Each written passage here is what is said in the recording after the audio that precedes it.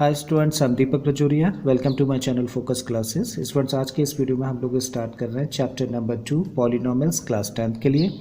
हालांकि चैप्टर हम लोगों ने क्लास 9th में भी पढ़ा था, जहां इससे रिलेटेड जितने भी बेसिक्स हैं यानी कि बेसिक कॉन्सेप्ट्स हैं, जैसे कि constant, variable expressions, polynomials, type of polynomials, right, degree, zero क्या होता है, कोफिशिएंट क्या होता है, ठीक है। तो ये सारी चीज़ें हम लोगों ने 9th क्लास के अंदर अच्छे से समझ ली हैं। फिर भी अगर आपको किसी भी चीज़ के अंदर डाउट है तो मैं यहाँ डिस्क्रिप्शन बॉक्स में एक वीडियो का लिंक दे देता हूँ, आप उस वीडियो पे जाइए और सारे आपके डाउट्स क्लियर हो जाएंगे। तो चलिए आज का ये वीडियो हम लोग स्टार्ट करते हैं, और इसको स्टार्ट कर रहे हैं हम लोग जीरो ऑफ पॉलिनोमियल से। So zero of polynomial,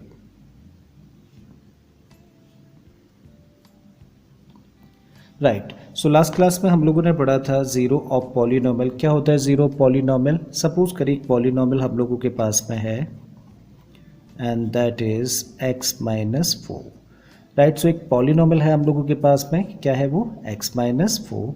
okay, when x equal to 1, अगर इस पॉलिनोमियल में x के प्लेस पे हम लोग 1 पुट कर दें तो देखिए x के प्लेस पे आपने 1 पुट किया, यहाँ भी 1 माइनस 4, राइट। सो 1 माइनस 4 निकाला, कितना निकला? 3, माइनस का 3, ठीक है। सो ये क्या निकल के आई? वैल्यू निकल के आई किसकी? पॉलिनोमियल की। जब इस पॉलिनोमियल में x के प्लेस पे आपने 1 पुट किया है, जब x के प्लेस पे आप 2 पुट करते हैं तब यहाँ पे होगा 2 minus 4 and this equal to what? Minus 2। Again x equal to 4 आपने पुट किया, कहाँ? x के प्लेस पर पॉलिनोमियल में। सो 4 माइनस 4 इक्वल टू 0। इसका मतलब जो वैल्यू निकल के आई तब पॉलिनोमियल की वो कितनी हुई? 0 हुई। उस केस में 4 क्या हुआ? एक 0 हुआ, किसका? पॉलिनोमियल px जो हम लोगों को दे रखा था इस पॉलिनोमियल का। इसका मतलब 0 क्या होता है एक पॉलिनोमियल का?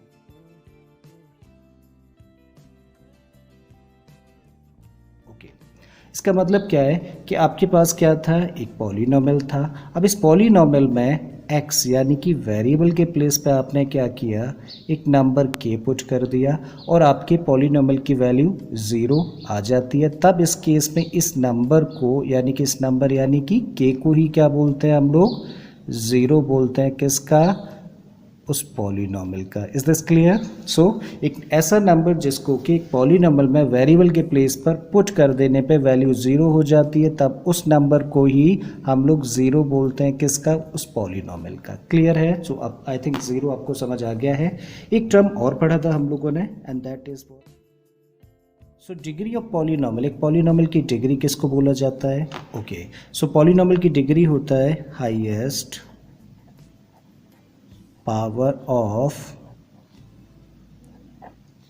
x इन px।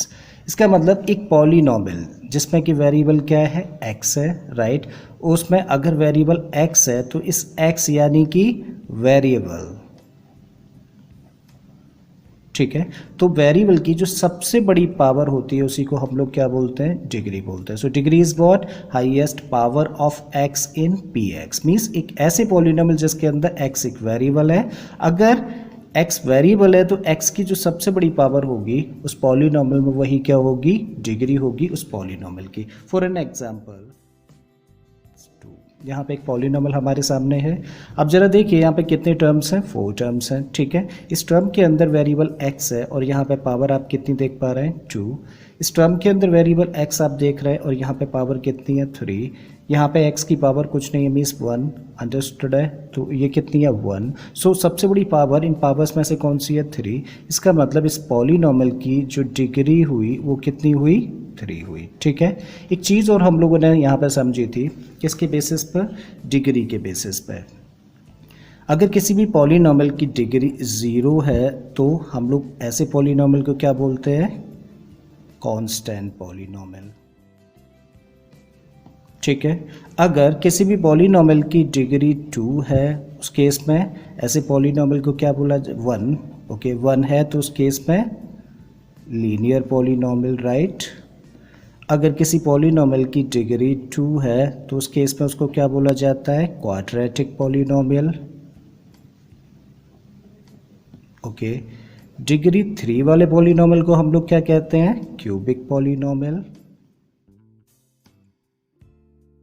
तो स्टूडेंट्स अभी हम लोगों ने सीखा zero polynomial and degree of polynomial. अब जीरो पॉलिनोमियल और डिग्री ऑफ पॉलिनोमियल में क्या रिलेशन होता है, राइट। सो एक रिलेशन होता है number of zeros of a polynomial is less than or equal to the degree of polynomial। Means एक पॉलिनोमियल के अंदर जो नंबर ऑफ जीरोज होते हैं, मीन्स कितने जीरोज होंगे वो हमेशा क्या होगा, कम होगा या फिर इक्वल होगा किसके, किसी भी पॉलिनोमियल की डिग्री के। क्लियर है। इसको स्टेटमेंट फॉर्म में भी हम लोग कह सकते हैं, क्या बोल सकते हैं, a polynomial,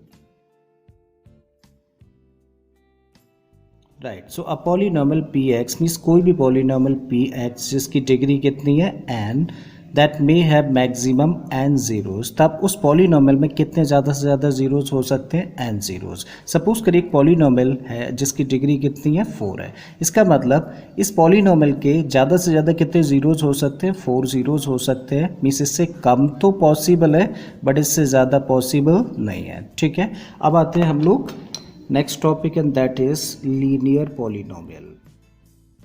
so what is linear polynomial? linear polynomial क्या होता है, a polynomial with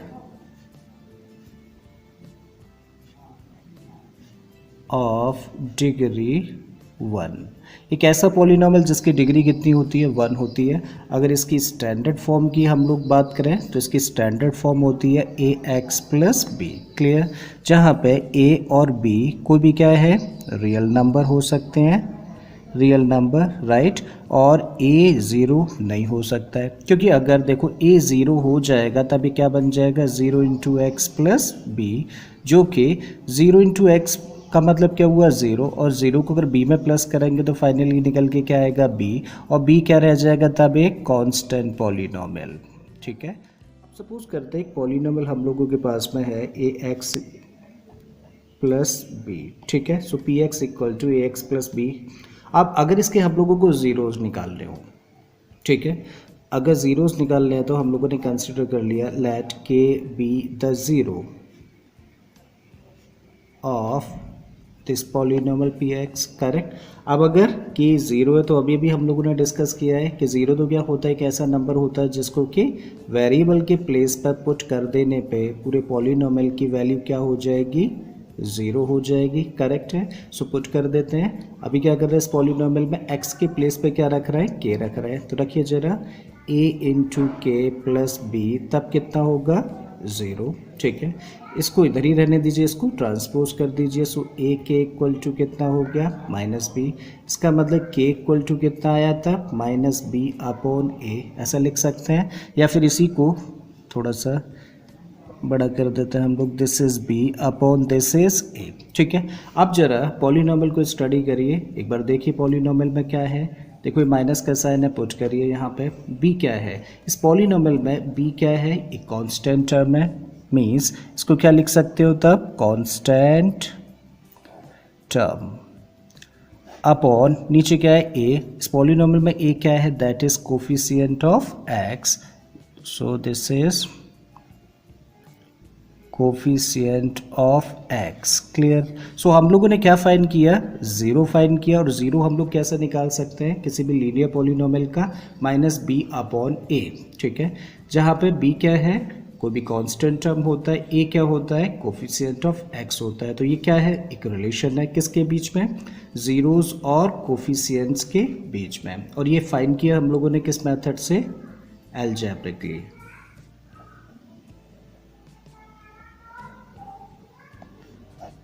राइट। तो चलते हैं आगे।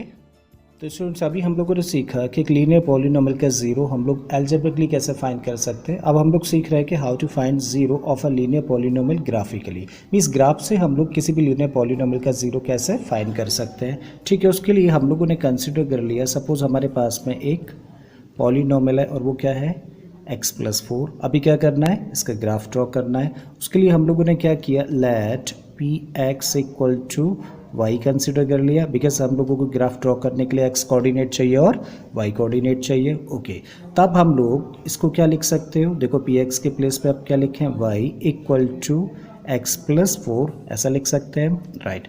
अब ऐसा कर देने से क्या बन गया, लीनियर इक्वेशन पे 2 वेरिएबल बन गई ना, ठीक है। और इसके लिए ग्राफ कैसे ड्रॉ किया जाता है वो तो हम लोगों ने लास्ट क्लास में भी सीखा था। उसके लिए क्या करते हैं, जस्ट हम लोगों को 2 पॉइंट्स फाइंड करने होते हैं, okay, simple. So this is for x and this is y।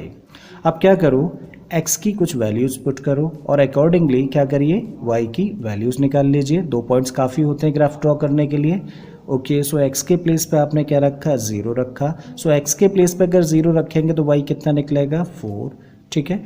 अभी x के प्लेस पे अगर आप -4 रख दें तो -4 + 4 0 हो जाएगा ना, तो y की वैल्यू कितनी निकली, 0।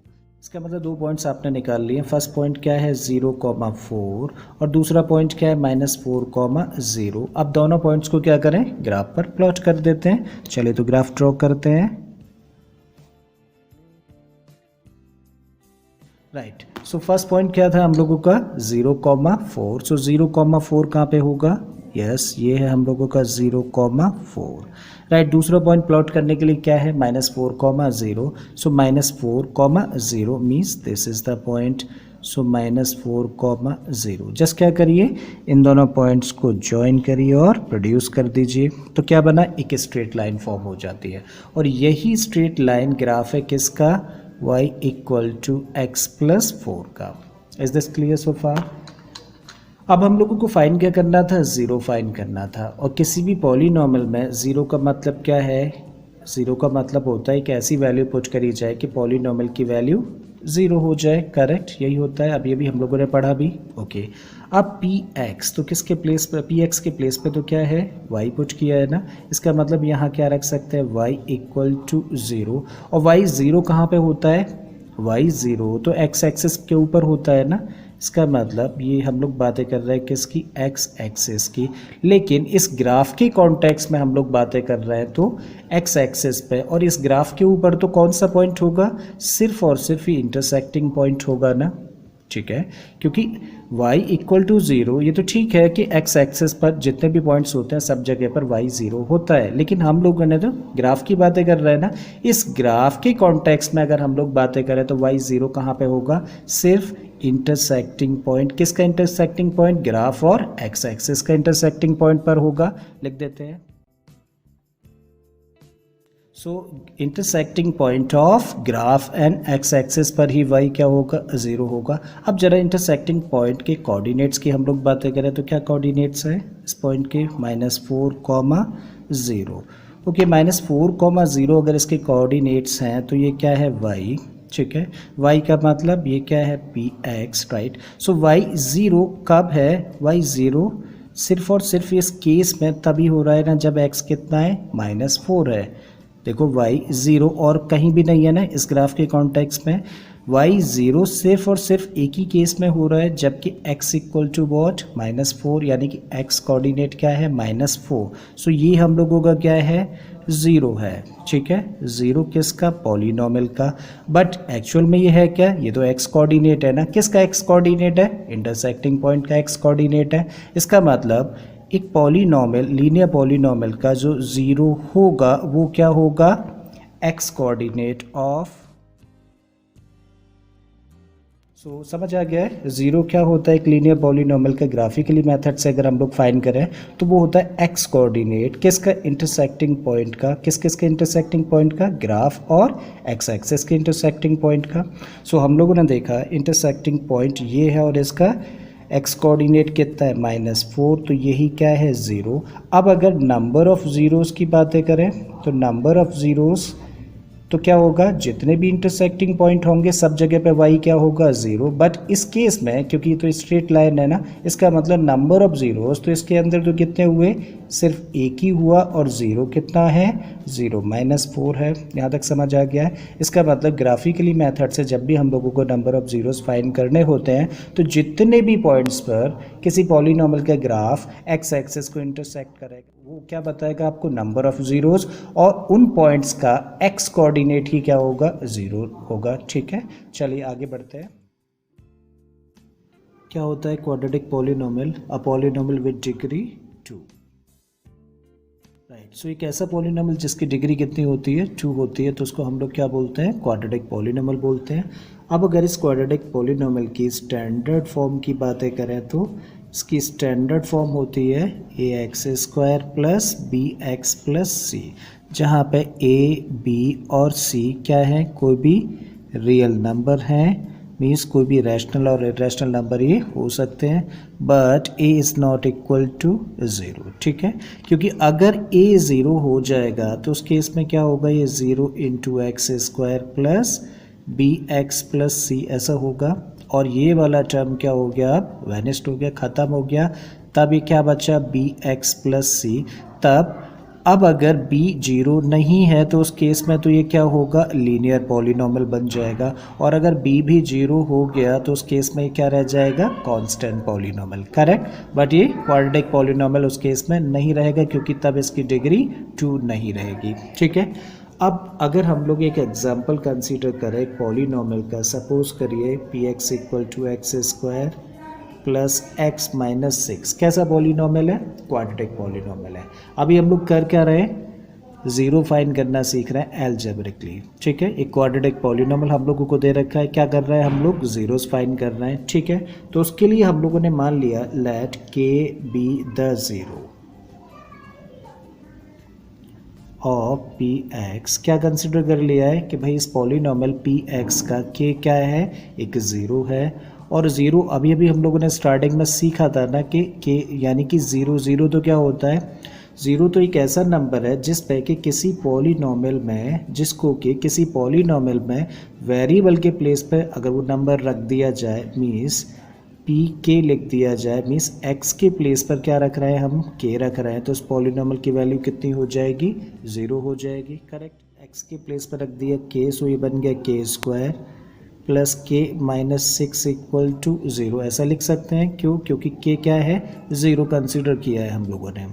आप इसको ऐसे भी लिख सकते हैं k² plus splitting the middle term लगा दें इसके अंदर, स्प्लिटिंग द मिडिल टर्म तब उससे लिखा जा सकता है 3k minus 2k minus 6 equal to 0। ठीक है, अब देखिए ज़रा इन टू टर्म्स में कुछ कॉमन है, k कॉमन है, तो ले लीजिए k प्लस 3। अब इन दो टर्म्स के अंदर क्या कॉमन है, -2 कॉमन है ना, सो -2 आपने कॉमन लिया, तो यहाँ से क्या बच गया, k plus 3 and this equal to 0। अब अगेन यहाँ पे टू टर्म्स देख पा रहे हैं ना, और इन दोनों टर्म्स के अंदर क्या कॉमन है, k प्लस 3, सो आपने k प्लस 3 कॉमन लिया, तब यहाँ से तो बचता है k -2 and this equal to 0. Now the product of two expressions is 0, so at least one of them must be 0. या तो भाई k plus 3 0 है या फिर k minus 2 0 है। अगर k plus 3 0 है तो k कितना हो गया उस केस में, -3 निकल के आया, राइट। अगर k minus 2 0 है तो k उस केस में कितना हो गया, प्लस का 2 हो गया, और यही क्या है, इस पॉलिनोमियल के ज़ीरोज़ है। तो ये तो हम लोगों ने कैसे किया, एल्जेब्रिकली किया इसको।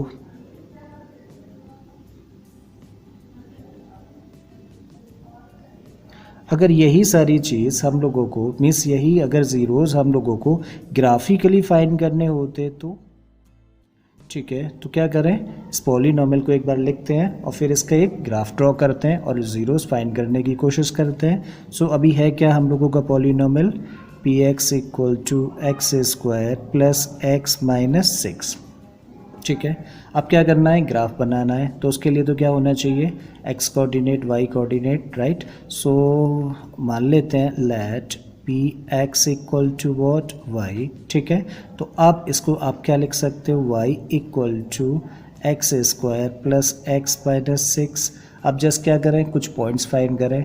लीनियर पॉलिनोमियल के केस में तो 2 ही पॉइंट्स बहुत थे, बट यहाँ पे जब हम लोगों को क्वाड्रेटिक पॉलिनोमियल के ग्राफ बनाना होता है तो काफ़ी सारे पॉइंट्स फाइंड करने होते हैं। तो चलिए कुछ पॉइंट्स हम लोग फाइंड करते हैं,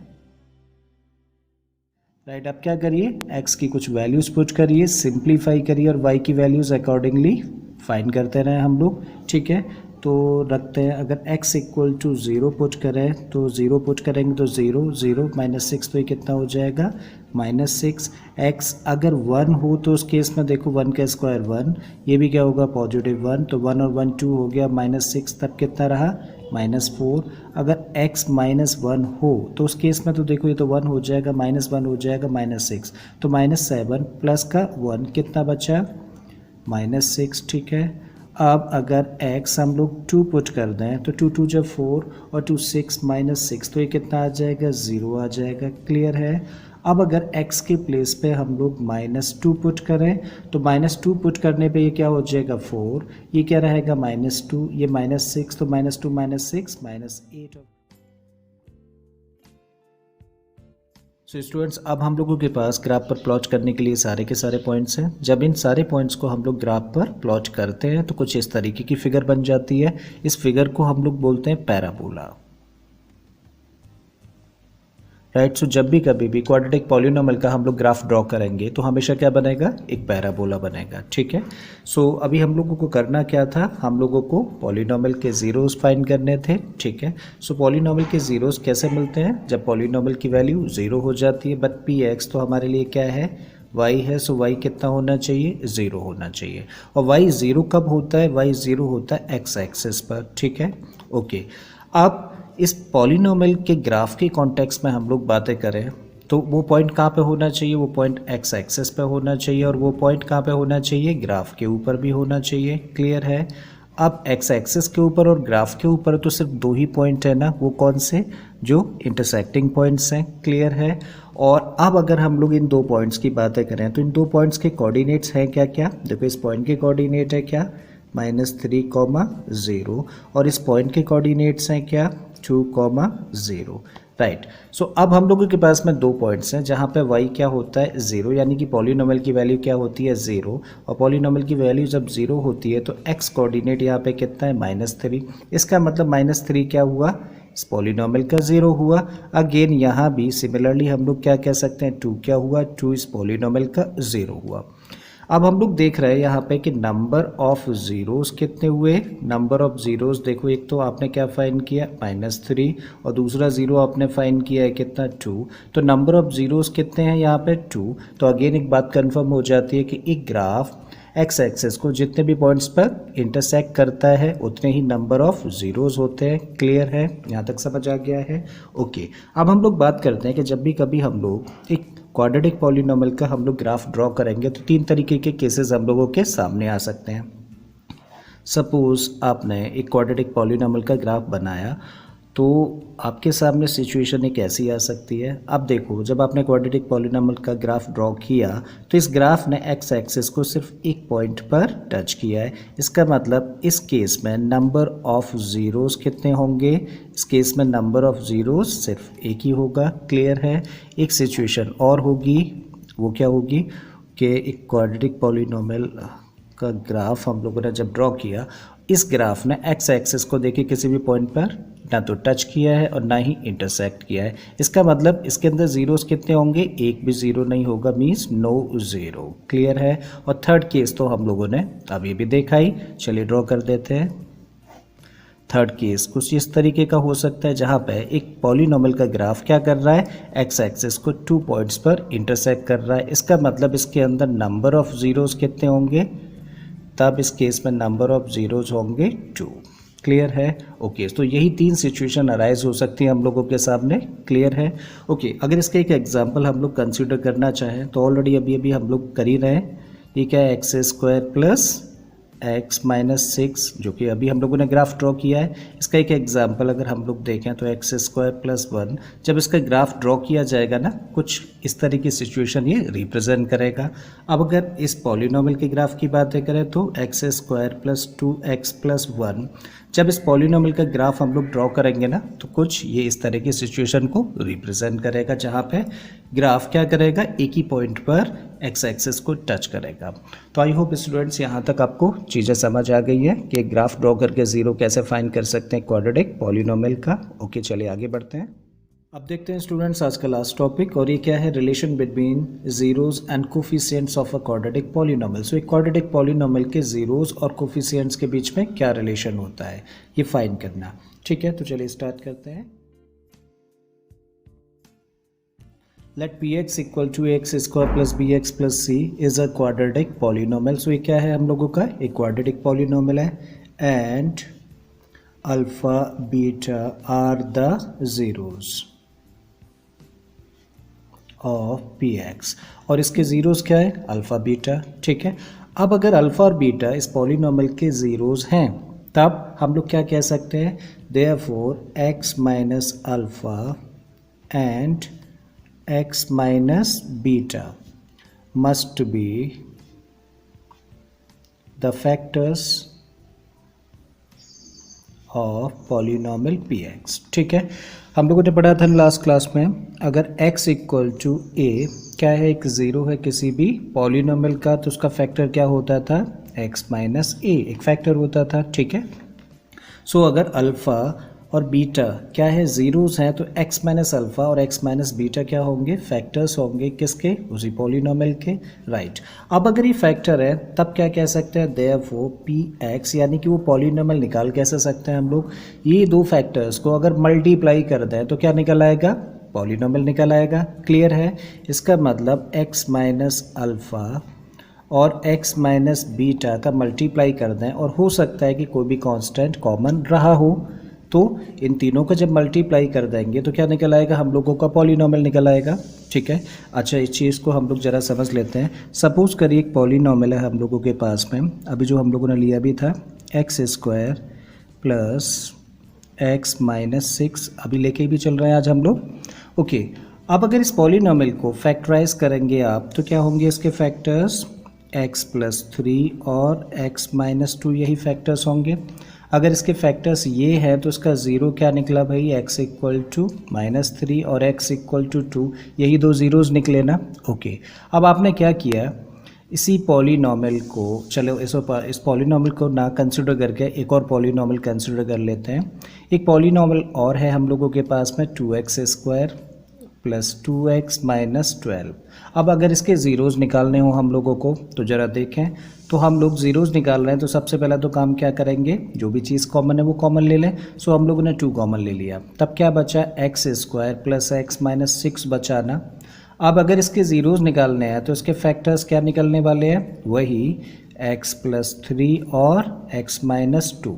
ठीक है, आप ज़ीरोज़ निकालने हैं तो देखो 2 तो ज़ीरो नहीं हो सकता ना, या तो ज़ीरोज़ निकालने के केस में इक्वल टू ज़ीरो करते हैं ना हम लोग, तब उस केस में x इक्वल टू कितना निकला, माइनस का 3 और x इक्वल टू 2, यहाँ भी ज़ीरोज़ वही निकले जो यहाँ पर है। अच्छा, इन दो पॉलिनॉमियल्स में फ़र्क क्या था, देखो ये पॉलिनॉमियल और इस पॉलिनॉमियल में सिर्फ एक ही फ़र्क था कि यहाँ पे 2 हम लोगों ने कॉमन ले लिया, बट ऐसा कॉमन ले लेने से, यानी कि कोई भी कांस्टेंट अगर कॉमन आ जाता है किसी भी पॉलिनॉमियल में, ठीक है, तो उससे उसकी ज़ीरोज़ पे कोई फ़र्क नहीं पड़ता है। देखो इस केस में भी वही ज़ीरोज़ है, इस केस में भी वही ज़ीरोज़ है, जबकि पॉलिनॉमियल डिफरेंट है, और डिफरेंट सिर्फ कहाँ पर है, ये चीज़ कॉमन लेने से। करेक्ट है, इसका मतलब अगर ज़ीरोज़ ये है तो हो सकता है कि फैक्टर्स ये हों, जैसे कि यहाँ पर हैं 2 फैक्टर्स, बट कोई भी चीज़ हो सकता है कि कोई भी कांस्टेंट कॉमन रहा हो। ठीक है, तो के क्या है यहाँ पे, कोई भी कांस्टेंट। राइट, सो जस्ट क्या करें, सिंप्लीफाई कर देते हैं। सो के यही रखिए, x का मल्टीप्लाई किया तो एक्स स्क्वायर, एक्स का मल्टीप्लाई इसमें करेंगे तो माइनस बीटा एक्स, अब अल्फ़ा का मल्टीप्लाई करेंगे तो minus alpha x, minus alpha का मल्टीप्लाई माइनस बीटा में करेंगे तो प्लस का अल्फ़ा बीटा। ठीक है, इसको फर्दर एक बार सिस्टमेटिकली लिख देते हैं। एक्स स्क्वायर, माइनस कॉमन ले लिया, दोनों नेगेटिव है ना, और एक्स कॉमन ले लिया, तो ये क्या बचा, alpha plus beta x plus alpha beta, ऐसा लिखा जा सकता है। करेक्ट है, अभी के को क्या करो, अंदर मल्टीप्लाई कर दो। सो और पी एक्स है कितना, पी एक्स तो ओरिजिनली हम लोगों का है कितना, a x square plus b x plus c, यही है ना। अब के का जब मल्टीप्लाई किया तो ये बन गया के एक्स स्क्वायर माइनस के का मल्टीप्लाई इस टर्म में करेंगे तो के into alpha plus beta into x plus के इंटू अल्फ़ा बीटा, ऐसा लिख सकते हैं।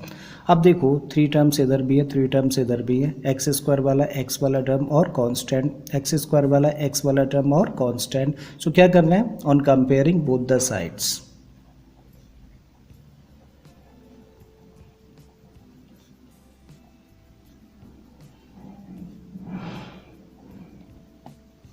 on comparing the coefficients both the sides,